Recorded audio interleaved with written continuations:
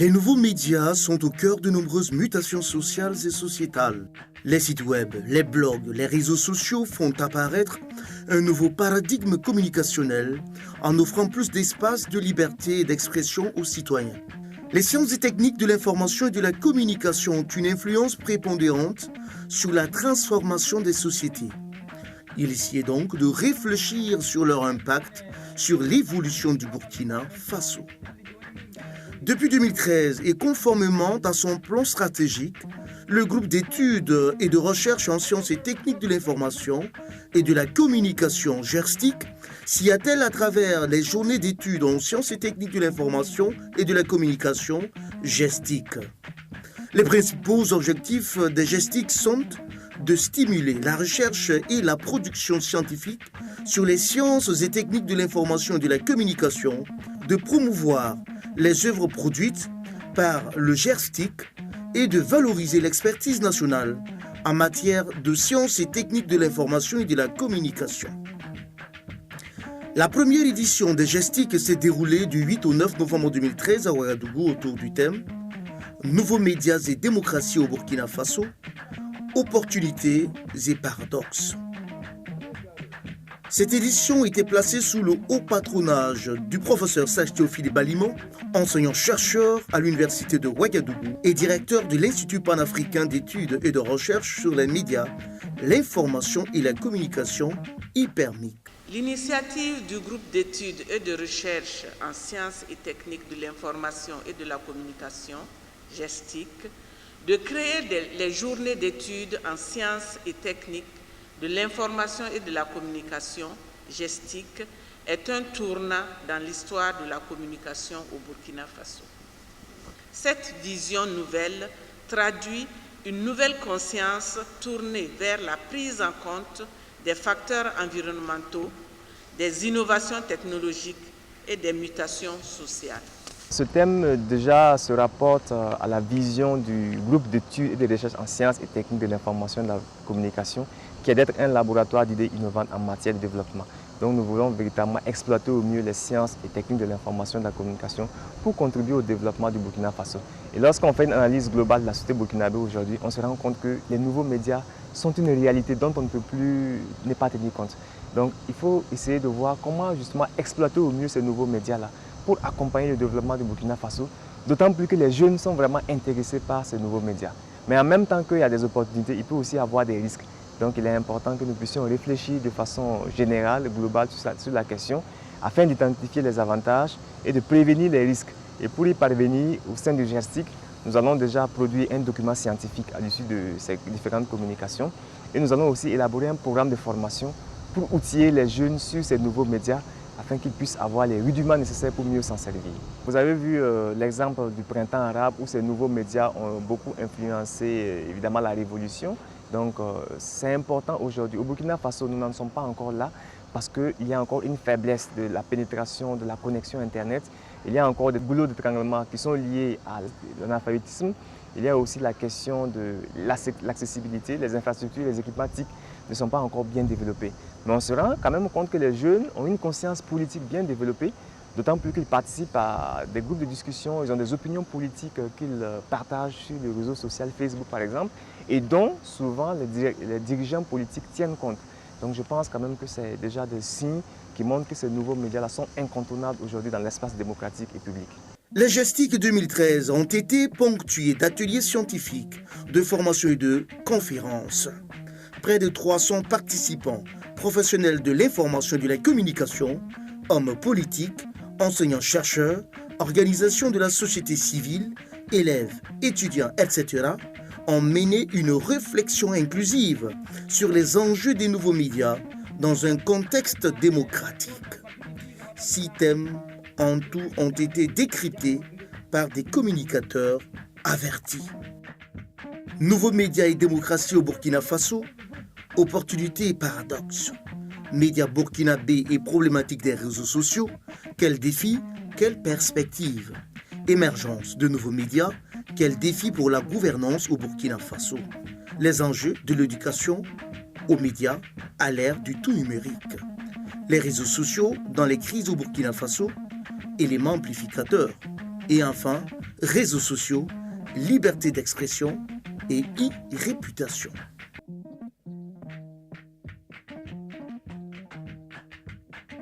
Le nouveau concept en vogue est celui de la mobiquité.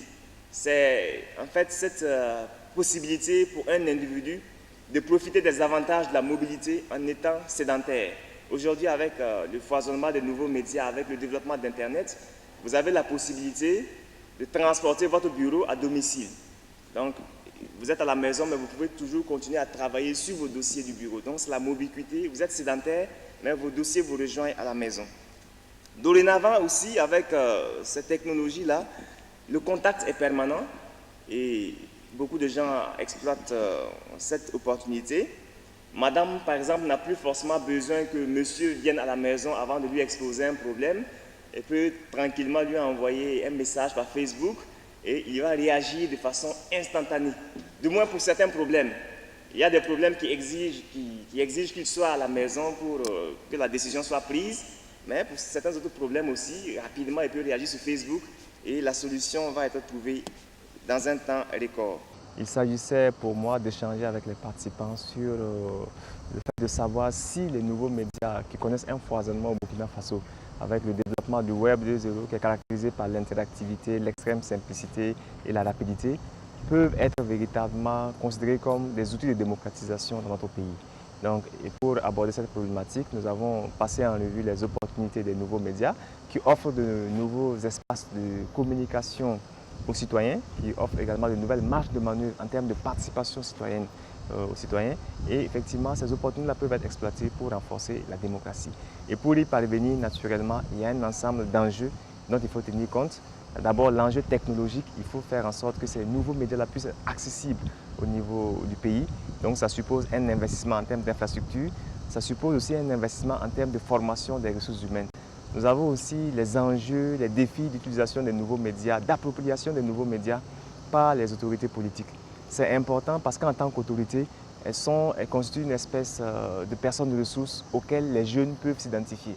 Donc il est important que ces autorités puissent exploiter au mieux ces nouveaux médias pour entraîner un effet général au sein de la population. Il y a aussi un autre défi qui est relatif à l'éducation aux médias. Parce que ces nouveaux médias n'ont pas que des avantages, ils ont également des inconvénients, ils peuvent également exposer les citoyens à des dangers. Il faudrait que les uns et les autres soient conscients de cela pour qu'ils puissent les exploiter avec discernement. Donc nous avons passé en revue des pistes de solutions et nous pensons que tout cela doit s'inscrire dans une logique globale, dans une stratégie globale qui va mettre l'accent sur les infrastructures techniques, mais qui va aussi donner l'opportunité aux jeunes de se former parce qu'ils sont les plus fréquents, les plus nombreux à être sur les réseaux sociaux.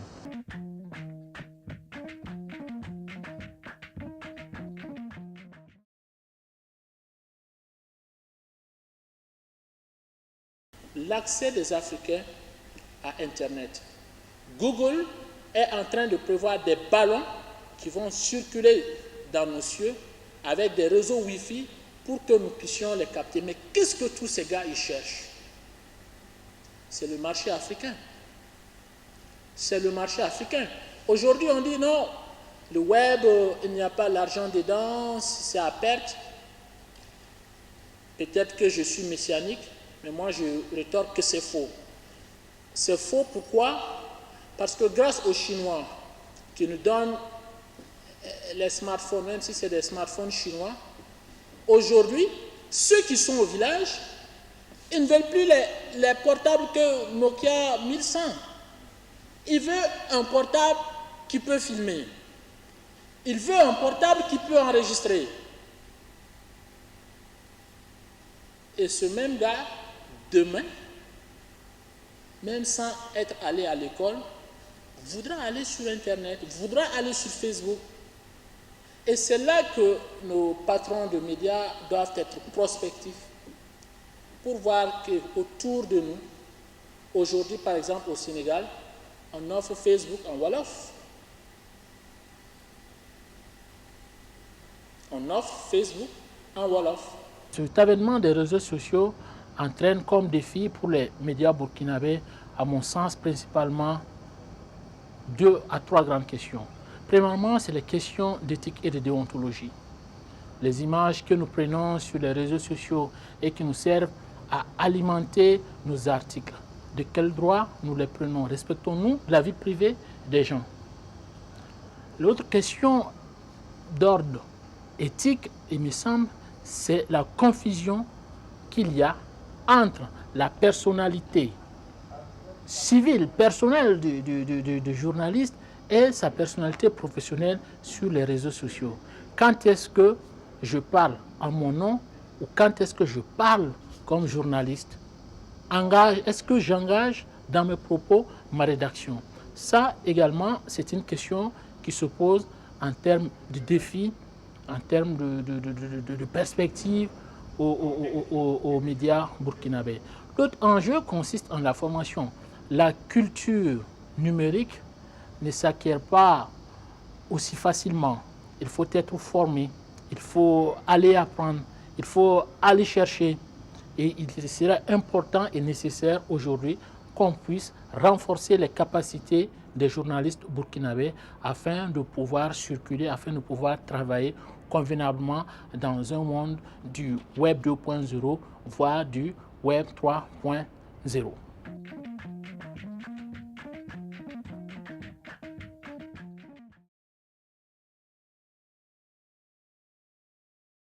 Aujourd'hui, l'information et la communication doivent être au cœur du processus de développement.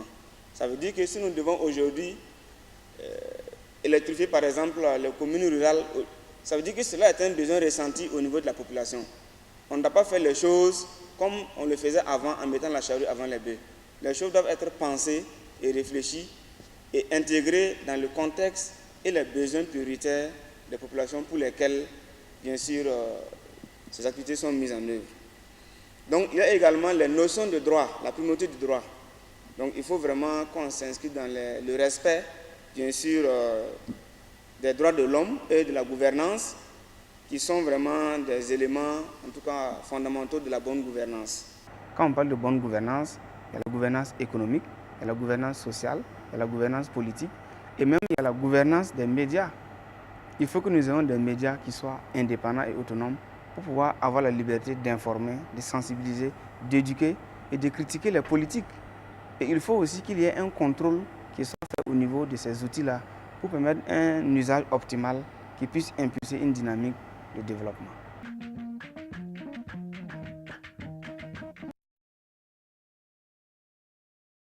Il s'agit pour les sociétés africaines, de se doter de capacités leur permettant de s'approprier et intégrer tout ce qui contribue à la formation des individus, notamment des enfants et des adolescents. Nous vivons aujourd'hui dans un environnement qui de plus en plus devient numérique, c'est-à-dire nos manières de vivre, nos manières de parler, nos manières de penser, nos manières de travailler, nos manières d'être en relation avec autrui et nos manières d'acquérir le savoir sont bouleversées aujourd'hui. Et la nouvelle vie, la nouvelle citoyenneté demande à ce qu'on maîtrise ces outils-là. Et ces outils nécessitent d'être maîtrisés tout au long de la vie de l'individu. Si vous prenez l'exemple de nos parents, ils étaient dans l'ère de l'analogie des médias traditionnels. Aujourd'hui, ils sont obligés de s'adapter à l'ère du numérique. Donc vous comprendrez qu'il est essentiel que dès le bas âge, on puisse éduquer nos enfants à utiliser ces médias-là, éduquer nos enfants aux outils numériques et on puisse éduquer aussi nos enfants vers les sources d'accès au savoir qui se sont multipliées et qui se déplacent sans cesse.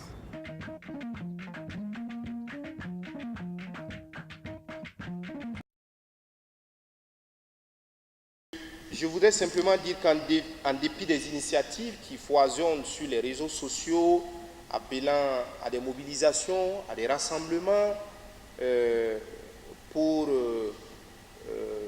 s'ériger contre un certain nombre de choses qui existent dans le pays, on se demande véritablement si ces initiatives-là ont en tout cas atteint leur objectif. Ce d'autant plus que malgré le niveau assez évident du mécontentement populaire, l'impact des mots d'ordre, des appels via les réseaux sociaux contre le régime en place reste largement peu suivi. Ça, c'est une observation. L'on est même en droit de se poser la question si les réseaux sociaux arrivent vraiment à informer et à toucher un grand nombre de personnes. Nous étions invités donc à faire une communication sur les réseaux sociaux dans les crises au Burkina Faso et en nous demandant est-ce que ces réseaux sociaux constituaient des éléments amplificateurs donc des crises. Et nous avons donc traité de cette problématique en nous interrogeant avec tous ceux qui étaient dans la salle sur le fait que ces réseaux sociaux, même si ils sont des outils de communication véritablement qui ont permis de faire bouger beaucoup de choses. Là, je peux parler du printemps arabe que tout le monde connaît et qui est l'exemple le plus emblématique. Rapportés au cas du Burkina Faso, n'ont pas véritablement eu cet effet amplificateur dans la crise que nous avons vécue au Burkina Faso ici. Donc c'est pour dire que même si les réseaux sociaux sont une réalité et ont tendance à s'enraciner au Burkina Faso, leur impact réel sur l'amplification de la crise n'est pas encore très perceptible.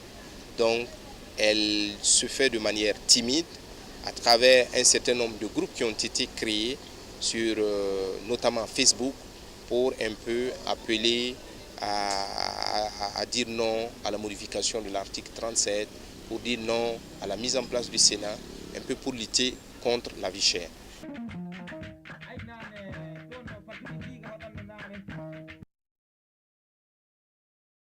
La liberté consiste à pouvoir faire tout ce qui ne nuit pas à autrui, mais aussi l'exercice des droits naturels n'a de borne que celle qui assure aux autres membres de la société la jouissance de ces mêmes droits.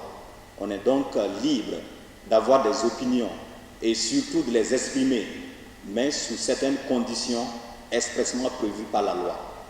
Les réseaux sociaux amplifient la liberté d'expression et également les réseaux sociaux permettent à l'e-réputation de se développer, en ce sens que les entreprises, les personnes physiques ou morales, les politiciens, les personnes particulières se saisissent de ces différents réseaux pour promouvoir leur image à travers l'Internet. Donc, cette promotion de l'image de l'individu ou de l'entreprise ou de la personne politique à travers le net, c'est ce qu'on appelle l'e-réputation. Mais pour également traiter de cette problématique, nous avons essayé de voir si à travers le net, est-ce qu'il n'y a pas de danger en se mettant sur un réseau social. Donc nous avons pu penser et faire ressortir que les réseaux sociaux contiennent un certain nombre de dangers. Un individu qui se met et qui explique ou qui expose toute sa vie privée sur ces réseaux sociaux, même si après ces photos, ces messages sont effacés, ils sont hébergés à quelque part. Et un jour, ça pourra le rattraper. Donc ça veut dire que quelqu'un qui, par exemple, veut recruter par exemple une personne donnée, peut interroger le profil de la personne sur le net et ça va donner un ensemble d'informations sur la personne. Donc si la personne évidemment a eu à utiliser des messages qui sont dans le sens à compromettre le profil de son emploi, il est évident que son recruteur va s'en méfier. Donc vous comprenez en quoi est-ce qu'il est très important de s'en méfier. Et également, ces réseaux sociaux comportent des dangers. Parce qu'il y a des gens par exemple qui aujourd'hui puisent les photos d'individus sur le net et s'en vont par exemple mettre ça en animation, le visage de la personne pour en faire autre chose. Donc ça veut dire que ces réseaux contiennent effectivement des dangers et nous avons appelé les utilisateurs à plus de précautions et à plus de responsabilités. Les gestiques 2013 ont également servi de cadre à dédicace du deuxième livre d'Arsène Flavien Bationo. Communication et management de projet, la conduite stratégique du changement social. Oui, je suis un afro-optimiste, je dois le dire. Et en tant que jeune, nous avons une responsabilité, nous avons un rôle à jouer pour faire émerger l'Afrique. Nous avons été pendant longtemps à la traîne du développement. La révolution industrielle s'est opérée sans l'Afrique. la révolution technologique qui est en marche aujourd'hui avec les nouvelles technologies, est également en train de dérouler son rouleau compresseur. Et en tant que jeunes, nous avons une responsabilité historique à jouer. Et j'ai publié cet ouvrage-là justement pour montrer que la jeunesse africaine peut apporter sa contribution à la construction véritablement d'un modèle social qui va permettre à l'Afrique d'avoir des repères précis pour son développement.